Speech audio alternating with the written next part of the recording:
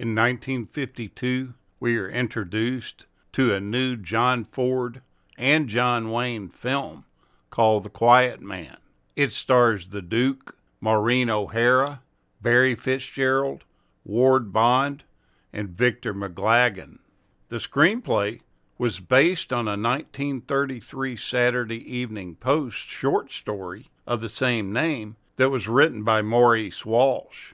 The movie is notable for its lush photography of the Irish countryside and a long, climactic, semi-comedic fistfight that occurs in it. The storyline for the film goes that after accidentally killing an opponent in the ring, boxer Sean Thornton, played by John Wayne, leaves America and returns to his native Ireland, hoping to buy his family homestead and just live in peace there. In doing so, he runs afoul of Will Danaher, played by Victor McLagan, who long coveted this property. Will then objects to his fiery sister named Mary Kate, played by Maureen O'Hara, when she begins a romance with Sean. And to get back at her for this, he refuses to hand over her dowry. Mary Kate refuses to consummate the marriage until Sean retrieves the money that she's owed from her brother. The movie was something of a departure for John Wayne and John Ford, who were both mostly known for westerns, and it was also a complete departure for Republic Pictures, which backed Ford in what was considered a very risky venture at the time. Ford read the story in 1933, and he soon purchased the rights to it for $10. The story's author was paid another $2,500 when Republic bought the idea, and he then received a final payment of $3,750 when the film was actually put together and made. Republic Pictures agreed to finance the film with O'Hara and Wayne starring and Ford directing, but only if all three agreed to first film a Western with Republic. They did just that, and after completing Rio Grande, they headed for Ireland to start shooting this film. One of the conditions that Republic put on Ford in making the movie was that it needed to run under 2 hours. However, the finished picture was 2 hours and 9 minutes long. When he was screening the movie for Republic executives, Ford stopped the film at approximately 2 hours in, on the verge of the climactic fistfight scene. This caused the Republic executives to relent and allow the film to run its full length. It happens to be one of the few films that Republic ever filmed in Technicolor. Most of the studio's color films were made in a more economical process known as True Color. In the scene where John Wayne discovers Maureen O'Hara in his cottage, the wind whipped her hair so much around her face that it made her keep squinting.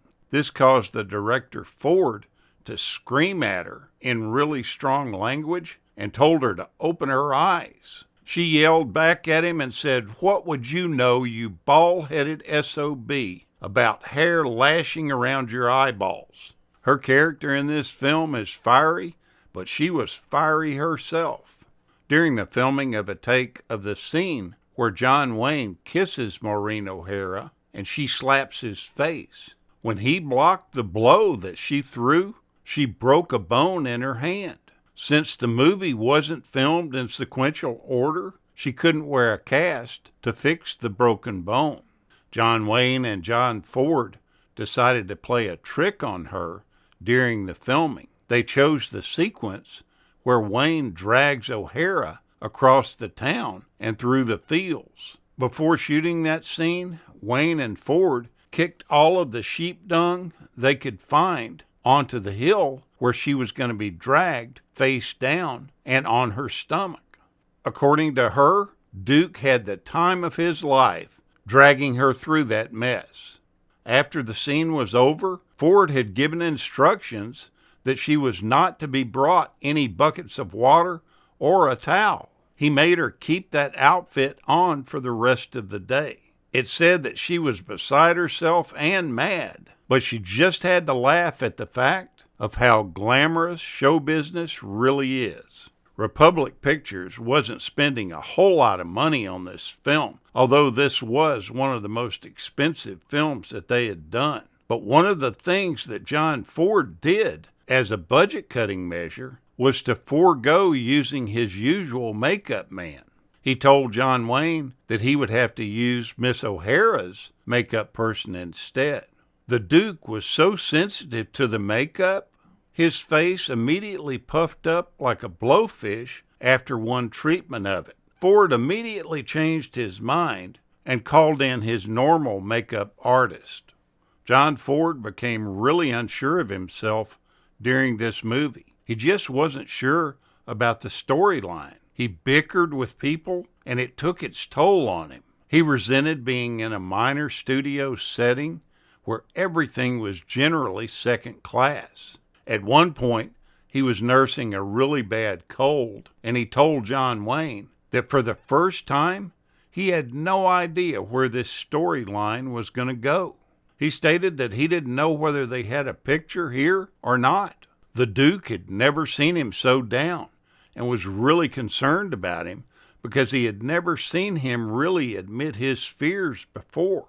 While the director was sick in bed, Wayne took the second unit crew and shot all the action scenes for the horse race sequence. Wayne got some great footage, and his excitement had the desired effect on Ford. The director couldn't stand not being a part of the action, and he was soon ready to go back to work. And after things were said and done with the filming, he was really sad to leave Ireland. In 1963, Wayne and O'Hara would team up again to portray a married couple in McClintock. In that film, John Wayne's character walks into the house drunk and shouts at her character and calls her woman of the house.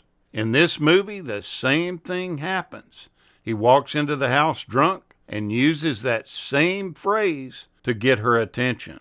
Now, there is truly a great Hollywood moment at the very end of this film, which is complete movie legend. In the last scene, John Wayne runs hand in hand with Maureen O'Hara to a little knoll overlooking the Emerald Isle as they peer into their movie land future.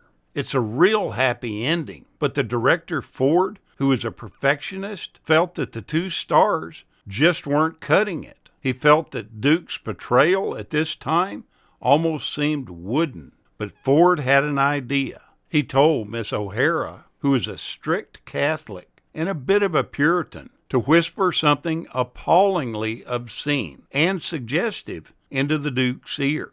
He even told her what to say. She said that she couldn't do it, that she wouldn't. It was against her better judgment and her upbringing. The director promised that only she, John Wayne, and he himself would ever know what she had uttered. She trusted Ford completely, and she agreed to go ahead and whisper something really naughty into the Duke's ear.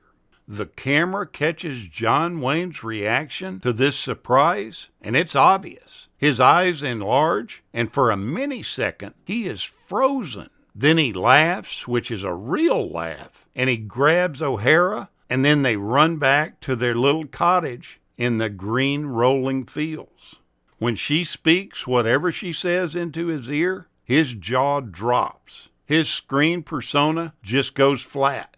He is at that time simply a guy that just heard a female pal of his say something very risque, something he was not used to hearing come out of her mouth. But no one else knows what was actually said during that whisper. If you've never seen The Quiet Man, do yourself a favor and watch it. It's a departure for John Wayne, and it's really a refreshing role to see him in. Thank you so much for watching, and we'll continue to chase the classics.